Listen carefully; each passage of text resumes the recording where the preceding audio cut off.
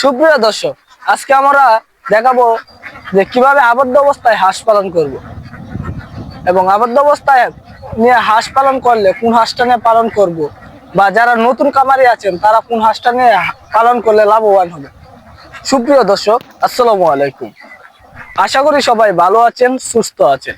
দেশ ও দেশের বাইরে থেকে যে যেখান থেকে দেখছেন সবাইকে ওয়েলকাম জানাচ্ছি ঝর্ণা হাঁসের খামার এন্ড হ্যাচারির পক্ষ থেকে। তো সুপ্রিয় দর্শক, আজকে আমরা বলবো আবদ্ধ অবস্থায় হাঁস পাললে আমরা কেমন লাভবান হব বা কেমন খরচ হবে সে সম্পর্কে। চলুন আমরা চলে যাই। আমরা যদি আবদ্ধ অবস্থায় হাঁস পালন করি তাহলে অবশ্যই আমাদের হাঁস পালনের কৌশলগুলো জানতে হবে। হাঁস পালন করার মেন যে জিনিসটা, আবদ্ধ অবস্থায় পালতে হলে আমাদের প্রথমে একটা পুকুরের প্রয়োজন হবে যেখানে আমরা হাঁসগুলো রাখবো, এবং হাঁসগুলোকে রাখার জন্য পুকুরের পর আমরা 3 বার দিনে খাবার দেব। হাঁসগুলো দেখুন মাশাআল্লাহ কত সুন্দর এবং এগ্রেটেড হাঁস। আমাদের এই হাঁসগুলো সম্পূর্ণ ভ্যাকসিন সম্পূর্ণ হাঁস এবং এগ্রেটেড খাকি ক্যাম্পেল হাঁস। হাঁসগুলো আপনারা মনে করছেন যে আমরা আবদ্ধ অবস্থায় নিয়ে হাঁস পালবো, কতদিন বয়সে নিয়ে হাঁস পালবো বা কোন জাতের হাঁস পালবো, নিয়ে হাঁস পাললে লাভবান হবেন, তাদেরকে আমরা বলছি যে আপনারা যদি আবদ্ধ অবস্থায় হাঁস পালতে চান আপনারা অবশ্যই খাকি ক্যাম্পেল হাঁস নিয়ে পালবেন। ডিমের জন্য খাকি ক্যাম্পেল হাঁস হলো সবচেয়ে বেশি ডিম পারে এবং ডিমের রাজাও বলা হয় খাকি ক্যাম্পেল হাঁসকে। খাকি ক্যাম্পেল হাঁস মূলত আমরা জানি যে সবখানেই খাকি ক্যাম্পেল হাঁস ডিম বেশি পারে। খাকি ক্যাম্পেল হাঁস আমাদের দেশে একটি জনপ্রিয় হাঁস, তার মধ্যে আবার অনেকগুলো বৈশিষ্ট্য আছে। আমরা যদি হাঁস পালি, হাঁস পালা কিন্তু একটা লাভজনক বিজনেস। আমরা যারা সঠিক মাত্রায় হাঁস পালতে পারি না, যার কারণে আমরা অনেক সময় লস হয়। তো হাঁস পালার ক্ষেত্রে অনেকগুলো ধাপ আছে, যে ধাপগুলো মেনে আমরা হাঁস পাললে অবশ্যই লাভবান হতে পারবো। হাঁসগুলো কিন্তু দেখতে দেখা যাচ্ছে কত সুন্দর এবং এগ্রেটের হাঁস। আমরা যদি অবদ্ধ অবস্থায় হাঁস পালতে চাই, যদি আমরা মনে করি যে খাবার আমরা কিছুটা সাশ্রয় করব বা কম খরচে কিভাবে হাঁস পালবো, তো এই দেখুন আমাদের হাঁসগুলো এখানে কত কুচুরি পানা দিয়ে রেখেছি। এই কুচুরি পানাগুলো খেয়ে মনে করেন যে আমাদের হাঁসগুলো আমাদের 30 থেকে 40% খাবার তারা বাঁচায় দিচ্ছে, এবং যে কারণে আমাদেরকে মনে করেন যে 40% খাবার কম লাগছে।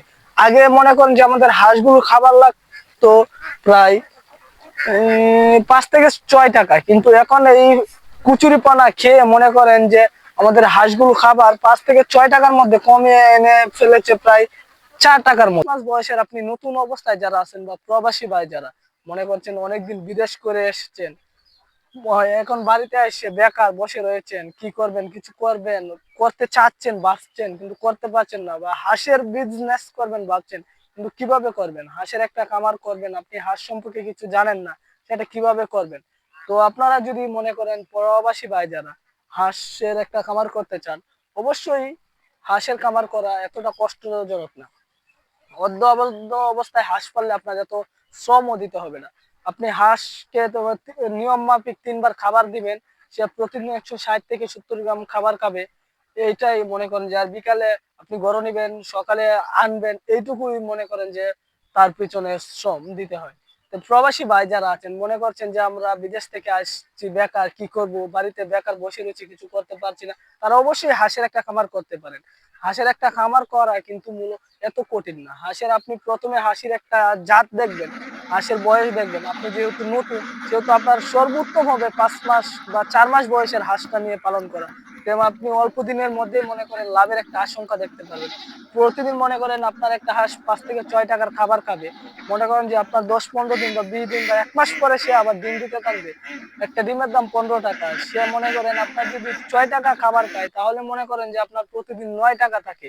এই গড়টা মিলিয়ে দেখতে মনে করেন আপনার বেশ কিছুদিন সময়ের মধ্যে মনে করবেন আপনার পিছনের যে গড়টা এটা কেটে যাবে।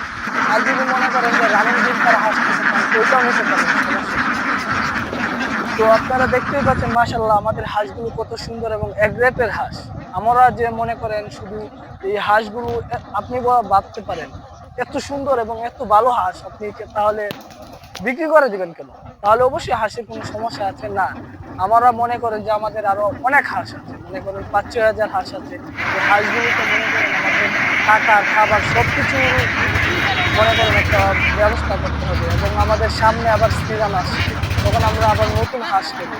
তখন ওই হাঁসগুলোকে রাখার জন্য আমাদের জায়গা প্রয়োজন। যেহেতু জায়গা প্রয়োজন, সেহেতু আমরা এই হাঁসগুলো বিক্রি করছি। আমাদের কাছে শুধু এই হাঁসগুলো মনে করেন 2 মাস বয়সের আছে, 3 মাস বয়সের আছে, 4 মাস বয়সের আছে, 5 মাস বয়সের আছে, সব বয়সের হাঁসই আছে। আমরা সারা বাংলাদেশে মনে করেন সব হাঁস ও হাঁসের বাচ্চা ডেলিভারি দিয়ে থাকি। তার পাশাপাশি মনে করেন যে আমরা এই হাঁসগুলো কিন্তু সবগুলো হাঁসই আমাদের ভ্যাকসিন সম্পূর্ণ হাঁস এবং এক গ্রেটের হাঁস। কাকি ক্যাম্বেলও আছে, জেন্ডিংও আছে, পিকিংস্টার তেরো আছে। যে কোনো বয়সের হাঁস চান আমরা, সে কোনো বয়সের হাঁস ও হাঁসের বাচ্চা দিতে পারবো। সেটা মনে করেন এত কঠিন না। কিন্তু আপনি যদি হাঁস পালন করেন, অবশ্যই আপনি পালন করতে পারেন। হাঁস পালন করার জন্য আপনি খাবার দিবেন। 4 থেকে 5টা খাবার আছে, যেমন ধান আছে, গম আছে, ভুট্টা আছে, ফিট আছে। এই খাবারগুলো আপনি মূলত হাঁসকে দিবেন। তার অতিরিক্ত বাইরে যেমন অনেকে দেখছি কুড়া দেন, ভাত দেন, এগুলো কিন্তু হাঁসের খাবার। এগুলো যদি আপনি হাঁসকে দেন, হাঁসের ডিম মনে করেন বদ্ধ করে দিবে বা কম দিবে, সারা হৃৎপিণ্ডটা শুকিয়ে যাবে, ভিতরের স্তরগুলো শুকিয়ে যাবে, যার কারণে সে বেশি দিন ডিম দেবে না। এই কারণে ওইগুলো খাওয়াবেন সবসময় এগুলো। আর আপনি যদি মনে করেন যে পুকুরে হাঁসগুলোকে রাখবেন, সেখানে কিছু কচুরিপনা দিতে পারেন, তাহলে মনে করেন যে তার আরো ভালো। আপনি আবার যদি শামুক দিতে পারেন, সেটাও মনে করেন উত্তম।